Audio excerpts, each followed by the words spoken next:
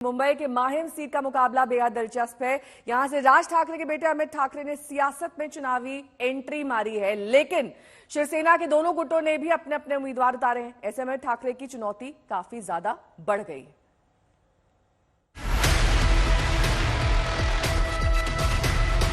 ठाकरे परिवार की तीसरी पीढ़ी के एक और कर्णधार चुनावी मैदान में अपनी किस्मत आजमाने के लिए तैयार है। राज ठाकरे ने अपने बेटे अमित ठाकरे को मुंबई की माहिम विधानसभा सीट से अपनी पार्टी का उम्मीदवार बनाया है। माहिम से उद्धव ठाकरे की पार्टी ने महेश सावंत और शिंदे की पार्टी ने मौजूदा विधायक सदा सवंडकर को उम्मीदवार बनाया है। सदा सवंडकर पिछले 3 बार से विधायक हैं, लिहाजा अमित ठाकरे की चुनौतियां बड़ी है, लेकिन उन्हें अपनी जीत का भरोसा है।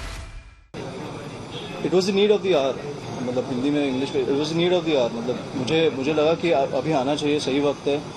इसलिए मैंने साहब ने जब मुझे पूछा तो मैंने हाँ कहा कि मेरी तैयारी है। मैंने सिर्फ उनको इतना कहा कि आप प्रेशर मत लो, क्योंकि आपको महाराष्ट्र भर घूमना है, इसलिए आप प्रेशर मत लो। मेरी तैयारी है, आप मुझे दोगे तो मैं 100% इधर से चुन के आऊँगा। माहिम की बगल की सीट वर्ली से अमित ठाकरे के चचेरे भाई आदित्य ठाकरे विधानसभा चुनाव लड़ते हैं। 2019 में राज ठाकरे ने बिना किसी शर्त के आदित्य ठाकरे का समर्थन किया था, लेकिन इस बार उनके बेटे के खिलाफ उद्धव ठाकरे की पार्टी ने उम्मीदवार उतारने में देर न लगाई। अगर ठाकरे परिवार का कोई सदस्य अगर उम्मीदवार बन के सामने आता है तो मुझे लगता है उसके बारे में खुद को सोचना चाहिए।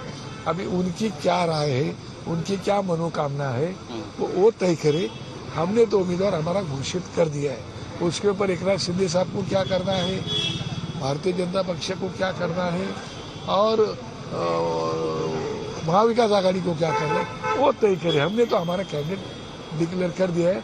और ये बात सही है कि राज ठाकरे दिलदार आदमी है, खाली नाम उनका राज नहीं है, वो मन का राजा भी है।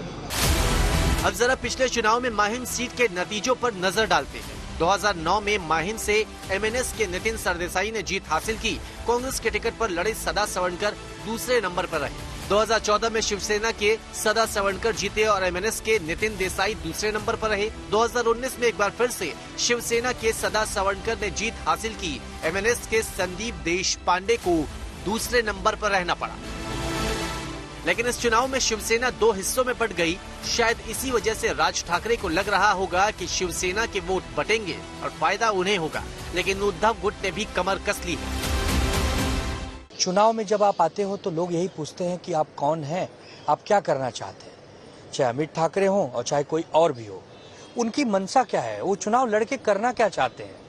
खाली खाना पूर्ति करने के लिए लड़ रहे हैं तो अलग बात है, और सचमुच देश भावना, विकास की भावना से और लोगों की सेवा की भावना से लड़ रहे हैं तो अलग बात है।